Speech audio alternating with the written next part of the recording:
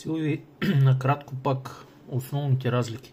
Ако в една стая имаш да светваш няколко неща, да речем аплици, абажур, стрип някакъв и още там, когато се сетиш, при нормално изпълнение обикновено 220 волта се разкарват из цялата стая с разклонителни кутии, се отбива захранване там, където трябва, но най-общо казано, ако имаш няколко ключа, тук засветваш едното, другото, третото, идеята е такава. Значи нулата се свързва твърдо с той, който ще свети. Да речем, искаме да разгледаме как би светнало с полюлей. От някъде, където наблизо минава нула, през разклонителна кутия най-често се закарва твърдо нулата до консуматора. А пък фазата се прекарва през ключ. Примерно за ето са плик. Ето закарана е фазата до ключа. Като го цъкнеш и той изведнъж консуматор се оказва и с фаза и с нула и почва да свети. И той нещо се прави навсякъде. Когато искаш да речем да светваш ето са абажур от повече и да го гасиш повече от едно място, се прави те наречено девиаторно свързване. Тогава се пуска допълнително кабелаж между отделните ключове пък. 3 кабела, ако са девиаторни ключове. Ако трябва да са повече ключове, става още по-сложно. И в общи линии кинетичните ключове избягват това голямо кабеляване. Първото нещо, което е. Второ, дават възможност за много гъвкаво после настройване какво можеш да светнеш с кой ключ. Трето, много лесно се променя после, ако искаш да минеш на друг тип осветление. Сложил си аплици, примерно, които са на 220 волта, пък сега се наумява да са някакви други. Ако имаш пуснати правилните кабели, всичко се свежда до сменя на един контролер само. Пък ако успееш всичко да го направиш в табло, става още по-гъвкаво и по-удобно. Кой имам предвид? Значи забравяме стандартното окабеляване, стандартните ключове и казваме как ще изглежда с нещо всичкото с кинетични ключове. Значи често вариантът е такъв. Прави се едно табло, до което се закарват 220 волта и в което табло се докарват кабели от всички консуматори, такива каквито очакваш, че ще ти трябват. Нали? Примерно, ако е за LED стрип, който се управлява да свети топло, студено, шарено, ще дойде трижилен кабел. От други осветителни тела, според той какво ще бъде, дали кабел за 220 волта, дали за 24, дали за 12.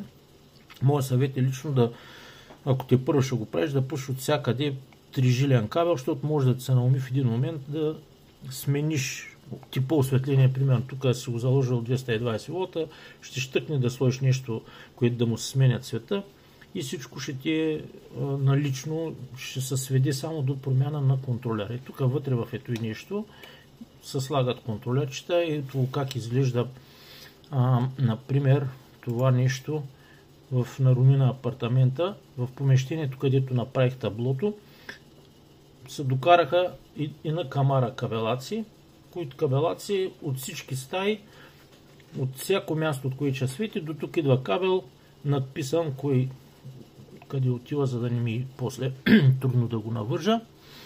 И като ги събера тук, после остава да се изпълни едно табълце, то долу-горе изглежда и така. Тук не е все още завършил, но вътре са ми наредени контролерчетата, най-различни типове според той дали за LED осветление, дали за иди какво си трафове, тук ако ми трябват 12 волта, 5 волта и т.н. И остава тук просто да ги навържиш всички неща. Ако нещо дефектира, просто в този табло се взима компонента и се сменя с друг. Ако излязат по-нови модели с повече функции, махаш контролера, слагаш друг. А пък самите ключове, хитрото при тях е, че те работят така. Значи, ако направим имитация на окабеляването, вижда се, че от таблото тръгват ако той е на 12 волта, от съответен контролер отиват две жици на 12 волта. За LED стрипа, да речем, 24 волта. За тук 220. Всичко отива в таблото. 220 волта влизат в таблото, нареждат се контролерите и оттам нататък следва едно елементарно програмиране, като се наредят ключовете из помещението. Се влиза в режим сетване и се казва: тебе, искам да те науча да работиш в момента, да знаеш кои ключови работиш. Той контролера почва тук да мига и казва: окей, кои са ключовите? И ти кажеш цък на този ключ, той казва: разбрах, този ключ и тук нататък, ако го цъкнеш, аз ще подам ток нататък. Ако го цъкнеш пак, ще спра да подавам ток. Кажеш: ама аз искам и от този ключ да мога. Добре, тък и от този ключ. Му искам и от този, и от този. Окей, може да кажеш: ама аз искам сега от този ключ, ако го цък на него, да светва всичко. Кажеш на този контролер: учата с този ключ да работиш, на другия учата с пак със същия, пак със същия, пак със същия. Тогава пък един същ ключ работи с всички абсолютно. Изключително гъвкаво е. Тоест, ти можеш да накараш един контролер да работи с много ключове, може и обратно, да накараш един ключ да активира много контролери. До тук са нещата, без да засягаме изобщо темата за смарт дом. Тоест, това работи без интернет, без нищо. Тези ключове са без батерии, безжична комуникация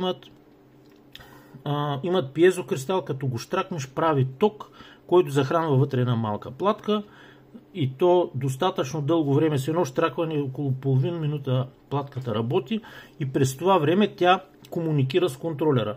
При щракване, примерно ме щракнаха, всички контролери получават сигнала, те, с които знаят, че този ключ е техен, казват: аха, той е моя ключ, и си изпълняват тяхната си функция.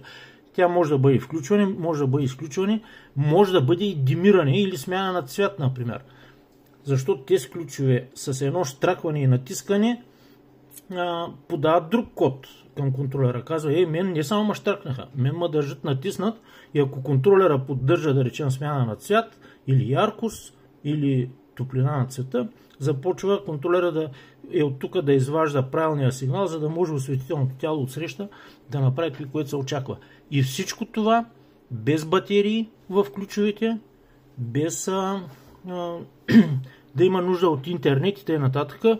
Нормално покритието на този сигнал е достатъчно за един голям апартамент да бъде от най-отдалечената стая, сигнала да стигне до таблото, което ще направиш. Отделно, че ако се купят контролери, които поддържат смарт функции, там вече става безгранично като възможности и сценарии да го управляваш. Защото не само контролера ще го сдвоиш, даден контролер с даден ключ, но тези контролери могат да се сетнат да работят през интернет, през телефона, през гласов асистент, да бъдат управлявани от възникване на разни събития. Примерно, кажеш му, ако навънка времето стане мрачно и часа еди колко си, дръпни завесите, светни той, угаси оно, и ако ме видиш, че съм тръгнал през телефона ти да те защити, че си тръгнал, да речем, на повече от 1 км, угаси всичко, и каквото се сещаш, и включително и каквото не се сещаш, е оттам нататък като програмиране за работа с смарт функциите на тези контролери. Долу-горе, то е.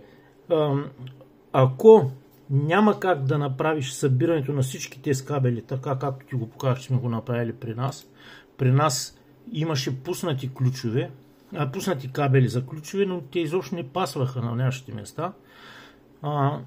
И така иначе се правиха окачени тавани. Просто пуснахме един електричар през тези окачени тавани. Пусна кабели, докара ги тук и всичко заспа.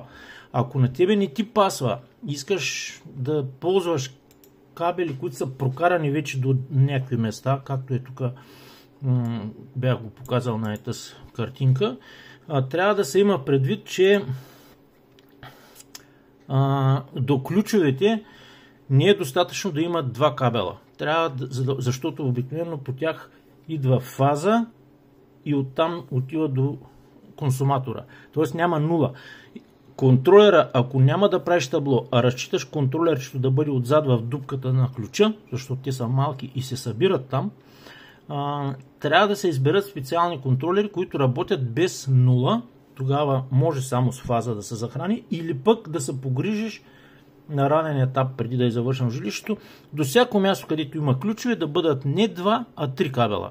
Тогава по единия върви фаза, по другия върви нула, а пък по третия се подава командата към осветителния уред, но то е по-така кръпка, не е чисто изпълнение от гледна точка, нали, на той да е функционално. Но е възможно. Като стигнеш до детайлите, ако решиш да тръгнеш в тази посока, ще го коментираме. Има тънкости, които нали, ще ти ги кажа и да ги имаш предвид, да не да ровиш и да откриваш Америка на ново.